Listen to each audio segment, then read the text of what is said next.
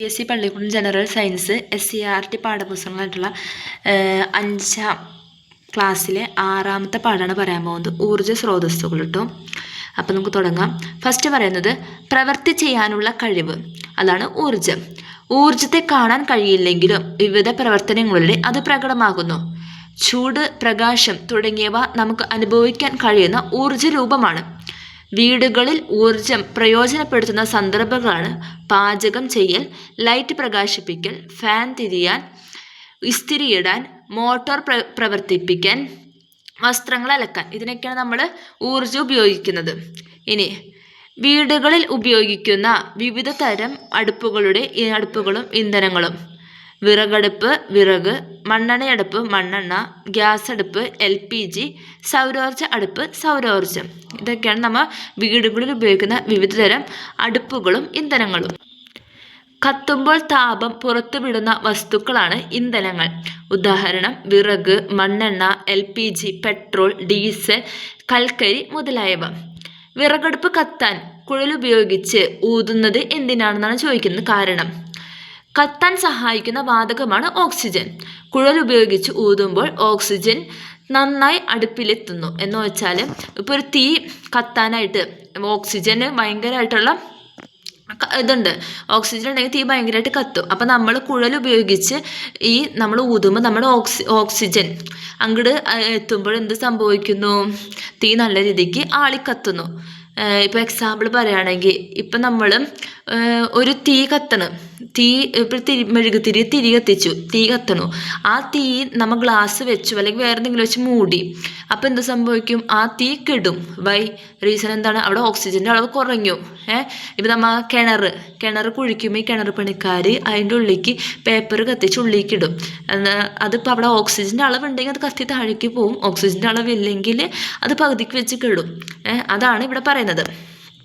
പിന്നെ ഒരേ വലിപ്പമുള്ള 2 മെഴുകുതിരികൾ കത്തിച്ച ശേഷം ഒരു മെഴുകുതിരി ഗ്ലാസ് കൊണ്ട് മൂടുമ്പോൾ സംഭവിക്കുന്ന ഞാൻ നേരത്തെ പറഞ്ഞല്ലേ, ഗ്ലാസ് കൊണ്ട് മൂടിയ മെഴുകുതിരിയിൽ വേണ്ടത്ര ഓക്സിജൻ ലഭിക്കാതെ വരികയും മെഴുകുതിരി അണയുകയും ചെയ്യുന്നു. അടുപ്പുപയോഗിക്കുമ്പോൾ താപനഷ്ടം കുറയ്ക്കാനുള്ള മാർഗങ്ങൾ: പാത്രത്തിനും അടുപ്പിനുമിടയിൽ വിടവ് കുറവാകണം. നല്ല വായു സഞ്ചാരം ലഭിക്കണം. പാഴായി പോകുന്ന ഊർജം ഉപയോഗപ്പെടുത്താൻ ക്രമീകരണം ഉണ്ടായിരിക്കണം. വിറക് കുത്തി നിറയ്ക്കരുത്. വിറക് ചെറിയ കഷ്ണങ്ങളായി ഉപയോഗിക്കണം. അപ്പം നമ്മളിപ്പോൾ ഒരു അടുപ്പ് ഉപയോഗിക്കണം. നമ്മളിപ്പോൾ കഞ്ഞി കത്തിക്കുമല്ലോ അടുപ്പിലൊക്കെ. അപ്പോൾ നമ്മൾ എന്തൊക്കെ ശ്രദ്ധിക്കണം? പാത്രത്തിനും അടുപ്പിനും ഇടയിൽ വിടവ് കുറയ്ക്കണം. പിന്നെ നല്ല വായു സഞ്ചാരം അവിടെ ഉണ്ടാവണം. പാഴായി പോകുന്ന ഊർജം ഉപയോഗപ്പെടുത്താൻ ക്രമീകരണം ഉണ്ടായിരിക്കണം. പിന്നെ വിറക് കുത്തി നിറയ്ക്കരുത്. വിറകെന്ന് വെച്ചാൽ തീ കത്തുമില്ല. പിന്നെ വിറക് ചെറിയ കഷ്ണങ്ങളായി ഉപയോഗിക്കണം. ഓക്കെ. ഇനി ബസ്, ലോറി, മണ്ണുമാന്തി യന്ത്രം തുടങ്ങിയ വലിയ വാഹനങ്ങളിൽ പൊതുവെ ഉപയോഗിക്കുന്ന ഇന്ധനമാണ് ഡീസൽ. കാർ, ഓട്ടോറിക്ഷ തുടങ്ങിയ ചെറിയ വാഹനങ്ങളിൽ പെട്രോളും ഡീസലും ഗ്യാസും ഇന്ധനമായി ഉപയോഗിക്കുന്നു. ഫാക്ടറിയിൽ ഉപയോഗിക്കുന്ന ഇന്ധനങ്ങളാണ് കൽക്കരി, ഗ്യാസ്, നാഫ്ത തുടങ്ങിയവ. ഓക്കെ. ഇനി വിമാനങ്ങളിൽ ഇന്ധനങ്ങളായി ഉപയോഗിക്കുന്നതാണ് ജെറ്റ് ഫ്യൂവൽ. ഭൂമിക്കിടയിൽ നിന്ന് ലഭിക്കുന്ന ക്രൂഡ് ഓയിൽ സംസ്കരിച്ചാണ് പെട്രോൾ, ഡീസൽ, മണ്ണെണ്ണ, LPG തുടങ്ങിയവ ഉണ്ടാക്കുന്നത്. നമ്മുടെ ഭൂമിക്കടിയിൽ നിന്ന് ലഭിക്കുന്ന ക്രൂഡ് ഓയിൽ സംസ്കരിച്ചാണ് നമ്മുടെ പെട്രോൾ, ഡീസൽ, മണ്ണെണ്ണ, LPG തുടങ്ങിയവയൊക്കെ ഉണ്ടാക്കുന്നത്. ലക്ഷക്കണക്കിന് വർഷങ്ങൾക്ക് മുമ്പ് മണ്ണിനടിയിൽ പെട്ടുപോയ ജൈവ വസ്തുക്കളിൽ നിന്നാണ് കൽക്കരി, ക്രൂഡ് ഓയിൽ, പ്രകൃതിവാതകം എന്നിവയൊക്കെ ഉണ്ടാകുന്നത്. അപ്പം ലക്ഷക്കണക്കിന് വർഷങ്ങൾക്ക് മുമ്പ് എന്താണ്? നമ്മുടെ മണ്ണിനടിയിൽ പെട്ടുപോയ ജൈവ വസ്തുക്കളുണ്ടല്ലോ, അതിൽ നിന്നാണ് നമ്മുടെ കൽക്കരിയും ക്രൂഡ് ഓയിലും പ്രകൃതിവാതകം എന്നൊക്കെ ഉണ്ട്. ഈ ക്രൂഡ് ഓയിലിൽ നിന്ന് വരുന്നതാണ് പെട്രോൾ, ഡീസൽ, മണ്ണെണ്ണ, LPG ഒക്കെ. ഓക്കെ. ഡീസൽ, വൈദ്യുതി എന്നിവ പ്രചാരത്തിലാകുന്നതിന് മുമ്പ് തീവണ്ടി, കപ്പൽ തുടങ്ങിയവ ഓടിക്കാനും വ്യവസായശാലകൾ പ്രവർത്തിക്കുവാനും ഇന്ധനമായി ഉപയോഗിച്ചിരുന്നത് എന്താണ്? കൽക്കരി. അറിയാലോ, പണ്ട് കാലത്ത് തീവണ്ടിയൊക്കെ ഓടിച്ചിരുന്നത് കൽക്കരി ഉപയോഗിച്ചാണ്. നിലവിൽ താപവൈദ്യുത നിലയങ്ങളാണ് കൽക്കരി പ്രധാനമായി ഉപയോഗിക്കുന്നത്. ലക്ഷക്കണക്കിന് വർഷങ്ങൾക്ക് മുമ്പ് ഭൂമിയിൽ ജീവിച്ചിരുന്ന ജീവികളുടെ അവശിഷ്ടങ്ങളിൽ നിന്ന് രൂപം കൊണ്ട ഫോസിൽ ഇന്ധനങ്ങൾ ഉപയോഗിക്കുന്നതനുസരിച്ച് തീർന്നുകൊണ്ടിരിക്കും. ഫോസിൽ ഇന്ധനങ്ങൾ പുതുക്കാൻ കഴിയാത്ത ഊർജ്ജ സ്രോതസ്സുകളാണെന്ന് അറിയപ്പെടുന്നു.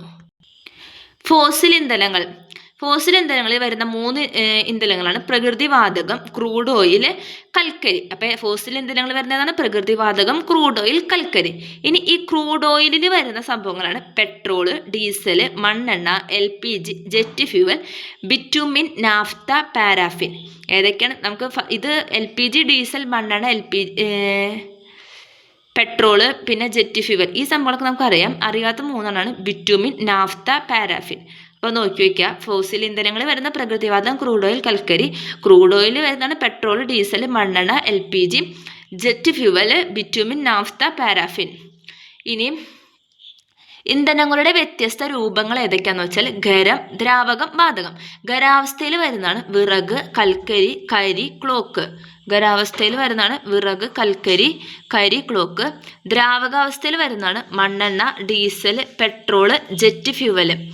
വാതകാവസ്ഥയിലാണ് നാഫ്ത, LPG, CNG, പ്രകൃതിവാതകം. ഇന്ധനങ്ങൾക്ക് പകരം വൈദ്യുതി ഉപയോഗിക്കുന്ന ഒരു ഊർജ്ജ രൂപമാണ് നമ്മുടെ വൈദ്യുതി എന്ന് പറയുന്നത്. അപ്പോൾ ഇന്ധനങ്ങൾക്ക് പകരം ഉപയോഗിക്കുന്ന ഒരു ഊർജ്ജമാണ് വൈദ്യുതി.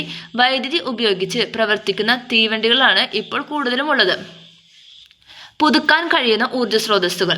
ഉപയോഗിച്ചതിനനുസരിച്ച് തീർന്നു പോകാത്ത ഊർജ്ജ സ്രോതസ്സുകളാണ് പുതുക്കാൻ കഴിയുന്ന ഊർജ്ജ സ്രോതസ്സുകൾ എന്നറിയപ്പെടുന്നത്. ഉദാഹരണം സൂര്യപ്രകാശം, കാറ്റ്, തിരമാല. അപ്പോൾ സൂര്യപ്രകാശത്തിൽ നിന്ന് വരുന്ന ഊർജ്ജം, കാറ്റിൽ നിന്ന് ലഭിക്കുന്ന ഊർജ്ജം, തിരമാലയിൽ നിന്ന് ലഭിക്കുന്ന ഊർജ്ജമൊക്കെ എന്ന് പറയുന്നത് നമുക്ക് പുതുക്കാൻ കഴിയുന്ന ഊർജ്ജ സ്രോതസ്സുകളാണ്.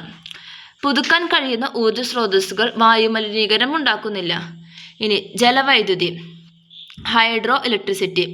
കെട്ടിനിർത്തിയ ജലത്തിൻ്റെ ഊർജ്ജം ഉപയോഗപ്പെടുത്തിയാണ് ജലവൈദ്യുതി ഉപയോഗിക്കുന്നത്. ഇപ്പം നമ്മൾ ഏറ്റവും എക്സാമ്പിൾ എന്ന് പറയുന്നത് നമ്മൾ ഡാമൊക്കെ ഉണ്ടല്ലോ, ഡാമിലൊക്കെ വെള്ളം കെട്ടി നിർത്തിയിട്ട് അതിൽ നിന്നാണ് വൈദ്യുതി ഉൽപ്പാദിപ്പിക്കുന്നത്. അതാണ് ജലവൈദ്യുതി.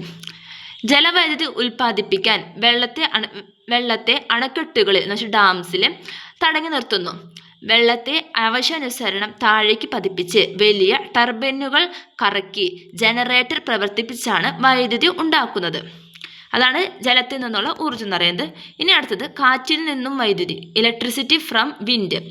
കാറ്റിന് വസ്തുക്കളെ ചലിപ്പിക്കാനുള്ള കഴിവ് ഉപയോഗപ്പെടുത്തി വൈദ്യുതി ഉൽപ്പാദിപ്പിക്കുന്നതിനുള്ള ഉപകരണമാണ് കാറ്റാടി യന്ത്രം. എന്താണ്, ഇപ്പം നമുക്ക് കാറ്റ് വീശുമ്പോൾ ഏതൊരു വസ്തു നിന്നോർത്തുനിന്ന് ചലിക്കും. അപ്പം ആ ഒരു സംഭവം പ്രയോജനപ്പെടുത്തിയിട്ടാണ് നമ്മൾ ഈ കാറ്റാടി യന്ത്രം കണ്ടിട്ടില്ലേ, ഈ കാറ്റാടി യന്ത്രം. ഇതെന്ത് ചെയ്യും, ഇതവിടെ സ്ഥാപിച്ചിട്ട് കാറ്റിനനുസരിച്ച് ഇത് കറങ്ങും. അപ്പം അതിനനുസരിച്ച് എന്തുണ്ടാവുന്നു, വൈദ്യുതി ലഭിക്കുന്നു. വിൻഡ് മില്ലിൻ്റെ പങ്കുകൾ കറങ്ങുമ്പോൾ അതുമായി ബന്ധപ്പെടുത്തിയ ടർബൈൻ കറങ്ങുന്നു.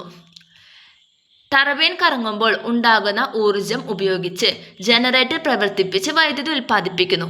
കേരളത്തിൽ കാറ്റിൽ നിന്ന് വൈദ്യുതി ഉൽപ്പാദിപ്പിക്കുന്ന പ്രദേശങ്ങൾ ഏതൊക്കെയാണെന്ന് വെച്ചാൽ രാമക്കൽമേട് എന്ന് വെച്ചാൽ ഇടുക്കിയിലുള്ള സ്ഥലമാണ്, കഞ്ചിക്കോട് പാലക്കാടാണ്, പിന്നെ അട്ടപ്പാടി പാലക്കാട് തന്നെയാണ്. മനുഷ്യർ പണ്ട് മുതൽ ഉപയോഗപ്പെടുത്തിയിട്ടുള്ള ഊർജ്ജ രൂപമാണ് കാറ്റ്. മനുഷ്യൻ സമുദ്രങ്ങളിലൂടെയും നദികളിലൂടെയുമുള്ള യാത്രയ്ക്ക് കാറ്റിൻ്റെ ശക്തി ഉപയോഗിച്ചിരുന്നു. അപ്പം ഈ സമുദ്രങ്ങളിലൂടെയും നദിയിലൂടെയൊക്കെ സഞ്ചരിക്കുമ്പോൾ കാറ്റെന്ന് വെച്ചാൽ ഇപ്പോൾ ഈ വേലിയേറ്റത്തിൻ്റെ സമയം, വേലിയേറ്റത്തിൻ്റെ സമയത്താണ് ഇപ്പോൾ കടലിൽ പോയൊരു വേലിയേറ്റത്തിൻ്റെ സമയത്ത് അവർ കരക്കെടുക്കാൻ നോക്കും. കാരണം എഫോർട്ടിലാണ് കുറച്ചും കൂടി ഇതിൽ അവർക്ക് കരക്കെടുക്കാൻ പറ്റും. വേലി ഇറക്കുമ്പോഴാണ് അവർ കൂടുതലും കടലിലേക്ക് പോകുന്നത്. അപ്പോൾ കാറ്റ് അങ്ങനെ ഉപയോഗിച്ചിരുന്നു. പിന്നെ കൊടുങ്കാറ്റിന് വളരെയധികം ഊർജ്ജമുള്ളതിനാൽ അവ കടുത്ത നാശനഷ്ടമുണ്ടാക്കുന്നു. കാലാവസ്ഥ മുന്നറിയിപ്പുകളിലൂടെ കൊടുങ്കാറ്റുകളുടെ സാധ്യത മുൻകൂട്ടി അറിയാനാകുന്നു. സൂര്യപ്രകാശത്തിൽ നിന്നുള്ള ഊർജ്ജം, സോളാർ എനർജി. സൂര്യപ്രകാശത്തിലെ ഊർജ്ജം ഉപയോഗപ്പെടുത്തുന്ന സന്ദർഭങ്ങളാണ് വസ്തുക്കൾ ഉണക്കുന്നതിന്, വൈദ്യുതോൽപാദനത്തിന്. സൗരോർജ്ജത്തിലെ താപം ഉപയോഗപ്പെടുത്തുന്ന ഉപകരണങ്ങളാണ് solar cooker, solar water heater, തെരുവ് വിളക്കുകൾ, സോളാർ കാൽക്കുലേറ്റർ. പൂർണ്ണമായും സൗരോർജ്ജം കൊണ്ട് പ്രവർത്തിക്കുന്ന ലോകത്തിലെ ആദ്യ വിമാനത്താവളമാണ് കൊച്ചിൻ എയർപോർട്ട്. കൊച്ചിൻ എയർപോർട്ടിൻ്റെ മുഴുവൻ പ്രവർത്തനാവശ്യമായ വൈദ്യുതി ഉൽപ്പാദിപ്പിക്കുന്ന സൗരോർജ്ജ പാനുകൾ ഉപയോഗിച്ചാണ്. നമ്മൾ കൊച്ചിൻ എയർപോർട്ടിൽ ഫുള്ളും സൗരോർജ്ജ ഇതുകൊണ്ടാണ് പ്രവർത്തിക്കുന്നത്. അപ്പം ലോകത്തിൽ തന്നെ ആദ്യ വിമാനത്താവളമാണ്, പൂർണ്ണ സൗരോർജ്ജത്തിൽ പ്രവർത്തിക്കുന്ന ആദ്യ വിമാനത്താവളം കൊച്ചിൻ എയർപോർട്ടാണ് കേട്ടോ. ഇനി സൗരോർജ്ജം പ്രയോജനപ്പെടുത്തുന്ന ഉപകരണങ്ങളിൽ സൂര്യപ്രകാശത്തെ വൈദ്യുതിയാക്കി മാറ്റുന്ന സംവിധാനമാണ് സൗരോർജ്ജ പാനുകൾ. സൗരോർജ്ജ പാനിലുള്ള സൗരോർജ്ജ സെല്ലിൽ സൂര്യപ്രകാശം പതിക്കുമ്പോൾ വൈദ്യുതി ഉൽപ്പാദിപ്പിക്കുന്നു. ഇനി അടുത്തതാണ് വൈദ്യുത വാഹനങ്ങൾ. വൈദ്യുതിയെ ഇന്ധനമായി ഉപയോഗിക്കുന്ന വാഹനങ്ങളാണ് വൈദ്യുത വാഹനങ്ങൾ. വൈദ്യുത വാഹനങ്ങളുടെ നമ്പർ പ്ലേറ്റുകളുടെ നിറം പച്ച. എന്ന് വെച്ചാൽ ഇപ്പോൾ ഈ ഇലക്ട്രിക് കാറ്, ഇലക്ട്രിക് സ്കൂട്ടി, ഇങ്ങനത്തെ ഇപ്പോൾ പുതിയ എല്ലാവരും ഇപ്പം മിക്കതും ഇലക്ട്രിക് വണ്ടികളാണ് എടുക്കുന്നത്. അപ്പോൾ ഇലക്ട്രിക് വണ്ടികളുടെ നമ്പർ പ്ലേറ്റുകളുടെ കളർ ഏതാണ്? പച്ച. ഓക്കെ. വൈദ്യുത വാഹനങ്ങളുടെ പ്രത്യേകതകൾ: മലിനീകരണം കുറവ്, പിന്നെ ചെലവ് കുറവാണ്, പരിപാലന ചെലവിലെ കുറവ്, ശബ്ദക്കുറവ്, സൗരോർജം ഉപയോഗിച്ച് ചാർജ് ചെയ്യാം. പിന്നെ ബസ്, കാർ, ഓട്ടോറിക്ഷ തുടങ്ങിയ വാഹനങ്ങളെല്ലാം വൈദ്യുതി ഉപയോഗിച്ച് പ്രവർത്തിപ്പിക്കാം. ഇനി അടുത്താണ് ബയോഗ്യാസ്. ജൈവ മാലിന്യങ്ങളിൽ നിന്ന് ഉണ്ടാകുന്ന വാതക ഇന്ധനമാണ് ബയോഗ്യാസ്. ബയോഗ്യാസിന്റെ ഉപയോഗങ്ങൾ: പുതുക്കാൻ കഴിയുന്ന ഊർജ്ജ സ്രോതസ്സാണ്. ഹരിതഗ്രഹവാതകങ്ങൾ പുറന്തള്ളുന്നില്ല. ജൈവ മാലിന്യങ്ങളെ ഇന്ധനമാക്കി മാറ്റുന്നു. ആരോഗ്യ പ്രശ്നങ്ങൾ ഉണ്ടാകുന്നില്ല. വളം ലഭ്യത, മാലിന്യ നിർമ്മാർജ്ജനം. ബയോഗ്യാസ് ഉൽപാദനത്തിന് ഉപയോഗിക്കുന്ന സംവിധാനമാണ് ബയോഗ്യാസ് പ്ലാന്റ്. ഭാവിയുടെ ഇന്ധനങ്ങൾ: ഫോസിൽ ഇന്ധനങ്ങളുടെ പരിമിതികൾ: ഉപയോഗിക്കുന്നതനുസരിച്ച് തീർന്നു പോകുന്നു. വായുമലിനീകരണം ഉണ്ടാകുന്നു. ഹരിതഗ്രഹവാതകമായ കാർബൺ ഡയോക്സൈഡ് പുറന്തള്ളുന്നു.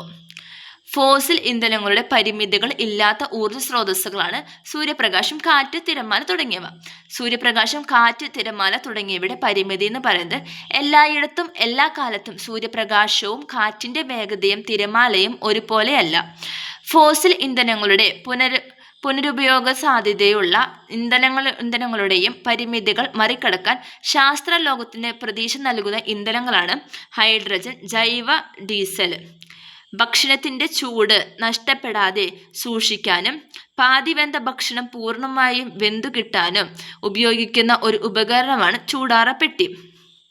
ചൂട് പുറത്തു പോകാതെ തടഞ്ഞു നിർത്തിയാണ് ചൂടാറപ്പെട്ടിയിൽ ഊർജം ലഭിക്കുന്നത്. അപ്പോൾ ഇതോടെ നമ്മുടെ 6ാമത്തെ ചാപ്റ്റർ കഴിഞ്ഞു. ഇത് നമുക്ക് മനസ്സിലാക്കാവുന്നതുള്ളൂ. അങ്ങനെ കാണാപ്പാഠം പഠിക്കാൻ മാത്രമൊന്നുമില്ല. പക്ഷെ നമ്മൾ നേരത്തെ പഠിച്ച 5ാമത്തെ പാഠം നല്ലപോലെ പഠിക്കണം. അത് അത്യാവശ്യം ഇമ്പോർട്ടൻ്റ് ആണ്. അപ്പോൾ ഇന്നത്തെ ക്ലാസ് ഇവിടെ വെച്ച് തീരാണ്. നിങ്ങൾക്ക് ക്ലാസ് ഇഷ്ടപ്പെട്ടാണെങ്കിൽ സബ്സ്ക്രൈബ് ചെയ്യുക, നിങ്ങളുടെ ഫ്രണ്ട്സിനെല്ലാവർക്കും ഷെയർ ചെയ്ത് കൊടുക്കുക. താങ്ക്